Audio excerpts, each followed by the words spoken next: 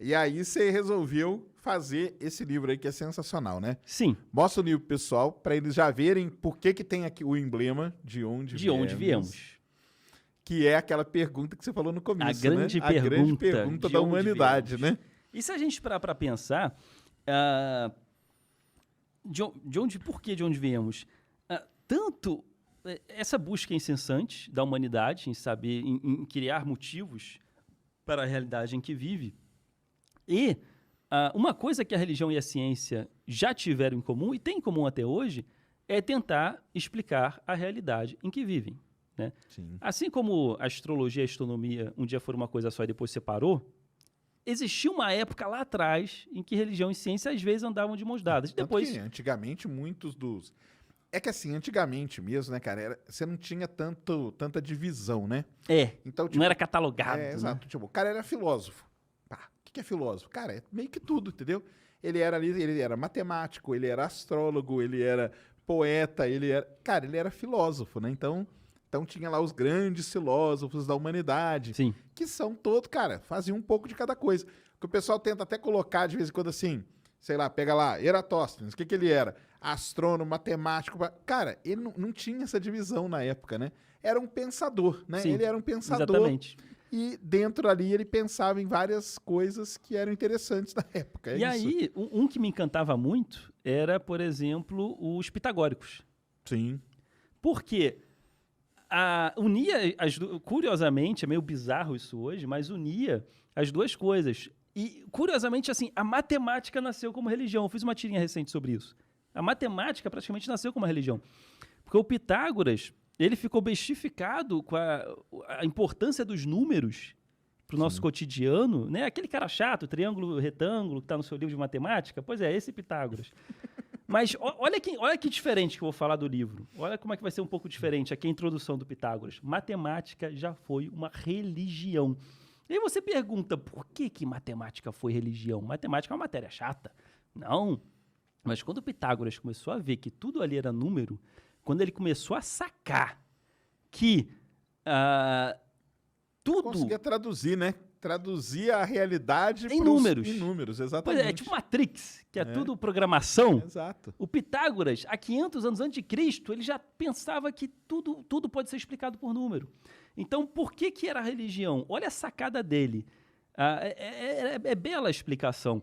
Ele pensava assim, na natureza, se tudo tem forma, e todas as formas podem ser explicadas por números, logo os números são a essência da criação.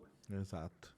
Antes digamos assim, da criação do divino, por trás disso existe um algoritmo, existe uma programação que dá vida a isso tudo. Então, nós devemos cultuar a essência, nós devemos cultuar os números. Exato. Olha a sacada dele 500 anos antes de Cristo, cara. É sensacional. Então, ele era um culto dos pitagóricos, que eles se juntavam para trocar ideias de geometria, de ter experiências sensoriais matemáticas. Estou falando de música. Música é matemática pura. Tanto que música é uma daquelas 4 grandes, né? Lá atrás tinha, né, o quadro, como que ele chama?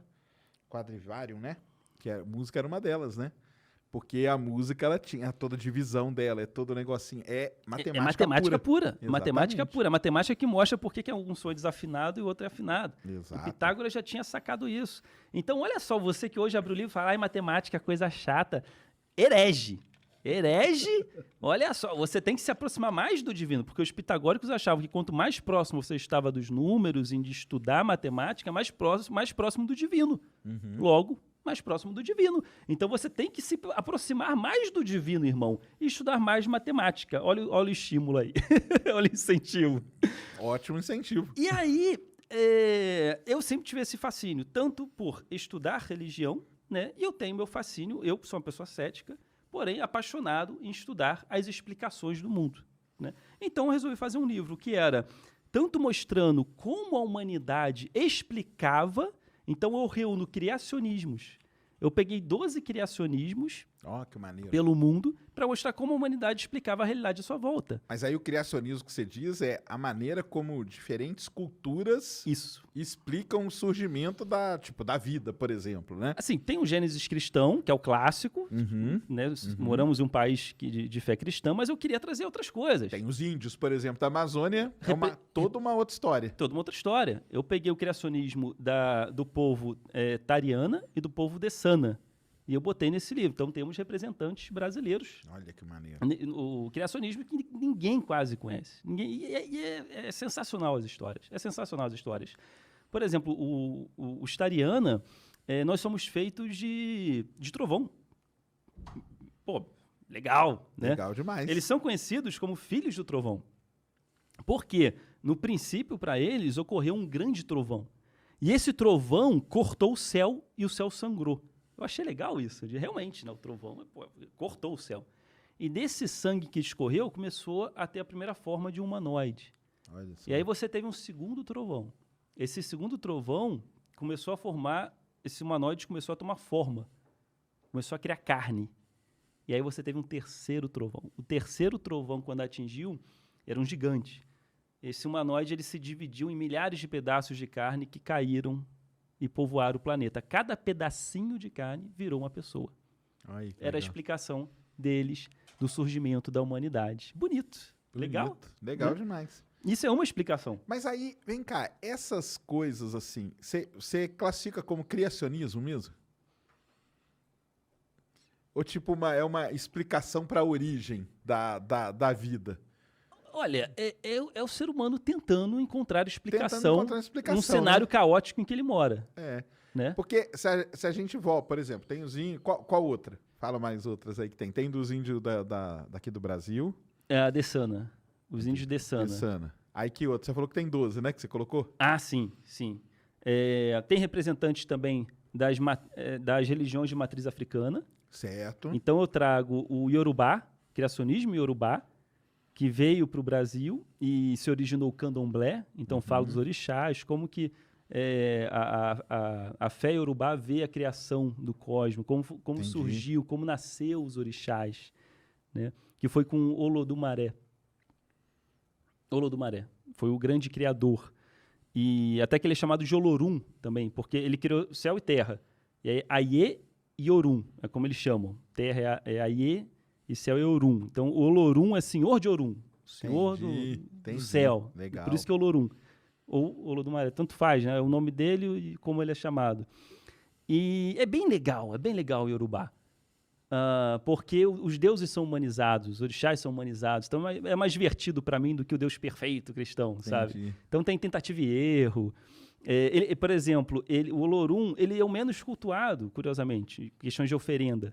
Os orixás que são os famosos. Porque o Olorum ele terceirizou. Depois que ele criou tudo, ele criou os orixás, ele falou, vocês aí cuidem. Tomem conta aí Tomem conta, beleza? Aí. Melhor decisão. Melhor decisão. Um belo de um gerente, né? 7 bilhões de pessoas, um saco que é isso. Imagina um Deus cristão, o pessoal pedindo para passar no vestibular, sequestrando o santo da igreja. Ai, me dá o prêmio, senão não devolvo. O Santo Antônio que pegava o Jesus. Nossa, pelo amor de Deus, terceiriza. E aí os orixás, cada um é ligado a um elemento da natureza. Você tem Oxum, que é ligado aos rios, Iemanjá dos mares, Oxóssi das matas. É bem legal isso. Cada um é ligado a um elemento da natureza. E eles que meio que comandam, administram e ajudam a humanidade a viver ali em harmonia, e veja bem. E a criação da humanidade, eu sempre tento explicar como o cosmos surgiu e como a humanidade surgiu. Então, vamos chegar nisso aí. Mas aí, dentro, por exemplo, tem lá da Europa também. Tem da Europa também. Aí eu botei eslavo. Tem um criacionismo de um povo eslavo que duvido que alguém ouviu falar desse criacionismo. Você tem ali já no norte da Europa, né, na Escandinávia, aí você tem já o criacionismo nórdico, que aí é o clássico Odin da Marvel, tá super popular agora, né? Legal. Deixando de ser mitologia e virando herói da Marvel. Você tem também ali no norte da África os egípcios, clássico também. Exato. Você tem a Grécia. Então botei os clássicos, botei alguns bem desconhecidos, porque eu queria essa diversidade mesmo. Por exemplo, ir lá na Papua Nova Guiné, entende? Na minha pesquisa, eu quis ir até lá na Melanésia, do arquipélago de Vanuatu, nas Ilhas Banks, que eram 3 ilhazinhas, tem pessoas que habitam aquelas ilhas. Como que eles veem que o mundo foi criado? Consegui a informação, uma ONG francesa que trabalha para manter a memória deles vivas, e elas têm um site que eles vão registrando, entrevistando com os caras mais velhos. Que legal. E aí eu consegui pegar ali uma explicação do Deus deles, tudo. Eu falei, caramba, que legal, e eu consegui botar nesse livro. Que era... E você chegou a entrevistar alguém aí pra essa parte? Não, foi tudo estudo. Foi tudo estudo, assim. Em cima dos livros. Entendi. Sim, sim. E o que você acha que você viu de, vamos dizer assim, de semelhança? Ah, semelhança tem. Semelhança tem. Por exemplo, o nórdico é muito parecido com um chinês. Ah, é? Olha só. Eles não, a princípio, eles não tinham comunicação, mas tiveram contos semelhantes. Por quê? É importante eu falar que eu chamei 12 artistas para ilustrar esses 12 criacionistas, antes da gente entrar nisso da semelhança. Uhum. Porque, assim, tem o meu traço? Tem. Tudo se passa no Boteco dos Deuses. Os deuses estão lá confraternizando, mas o ego nas alturas. Ah, quem criou o mundo? O Loki, que é o deus da travessura, né? Quem criou o mundo, galera? E aí começa, eu criei. Não, como assim? Eu criei o mundo. Eu criei. E aí ele começa a tretar, vira a aldeia... Aí você colocou esses 12 ali tretando, é isso? É. Legal. E aí cada um vai falar a sua história. Ai, que maneiro, boa. E aí eles vão fazer assim, não, vamos fazer o seguinte, porque se cada um votar, tipo, quem vai votar? Cada um vai votar em si aqui, né? Tipo, vai ter uma votação para ver qual é a melhor história. E aí eles pegam 2 mortais do planeta Terra. E esses 2 mortais irão votar no melhor. E aí cada um conta a sua história. E quando cada um contar a sua história, entra um outro traço. E foi assim que tudo começou. Odin conta dele. Aí foi assim que tudo... Aí entra o traço de outro artista. Então eu convidei 12 super artistas para estar contando essas histórias junto comigo. Olha, e quem são os 2 que vão votar na melhor história? Charles Darwin e Georges Lemaitre. Não sei se é assim que se fala. Que era o cara do Big Bang. Teorizou o Big Bang. E era um padre, né? Exatamente, padre jesuíta. Exato, isso é muito interessante, cara. É um negócio aí que é onde a ciência ali, né? Igual você falou, né? Porque ali... depois que eu falo sobre como eles viam a realidade à sua volta, aí eu entro na ciência. E como a ciência explica, através da testagem, como o mundo funciona. Entendi. Você faz primeiro a visão cultural. Sim. Né?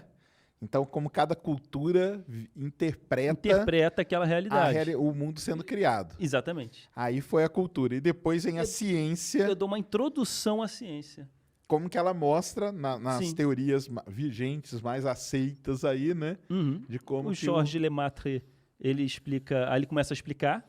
Antes deles votarem, eles falam assim, podemos dar um pitaco também? Pô, a gente, humanoides, aqui humanos, a gente também, criamos umas paradas legais, uma coisa chamada ciência, podemos... os deuses, não, tudo bem, vai lá. E aí eles começam a falar, o Lemaitre, ele começa a explicar a teoria do Big Bang, né? Tudo que foi encontrado, as evidências, as peças do quebra-cabeça que foram se encaixando. E eu vou didaticamente, bonitinho, explicando etapa por etapa. Criação do cosmos e criação da humanidade. Aí entra Charles Darwin, para falar de seleção natural. E ele vai ter uma batalha de hip-hop com o ornitorrinco. Que maneiro. Porque aparece um ornitorrinco negacionista. Entendi. Para contrariar Darwin. Entendi. Darwin fala, eu vou tentar explicar para vocês, João André, didática, a minha teoria, e para isso eu chamei Bob, ornitorrinco negacionista que irá me contrariar. E aí aparece o Bob. E aí o Charles Darwin vai explicando, e eu pego muitas coisas que as pessoas tentam contrariar Darwin, tipo, se eu vim de uma... macaco, como macaco ainda existe. Se eu vim de macaco, por que macaco... É clássica essa, clássica. Aí você tem que explicar, essa pirula dá até um pulo na cadeira. Pois a gente não veio de macaco, a gente veio de ancestral comum. Aí, então eu botei o ornitorrinco negacionista para colocar... Ele vai fazendo essas perguntas, né? Esses termos clássicos, né? E aí o Darwin vai falando, não, veja bem, na verdade, assim. Aí chega uma hora que o ornitorrinco fala, tá bom, então como você me explica? E aí os deuses, vou ter que explicar o ornitorrinco.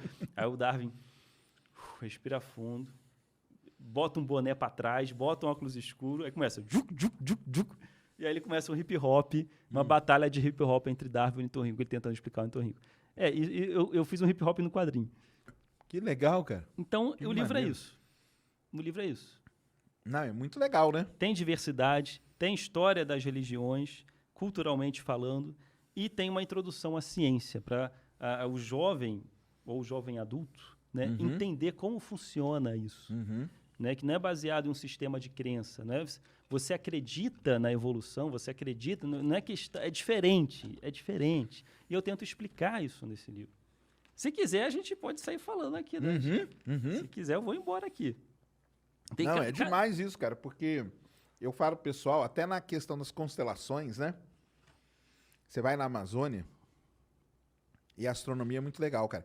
Porque a astronomia tem um negócio que chama arqueoastronomia.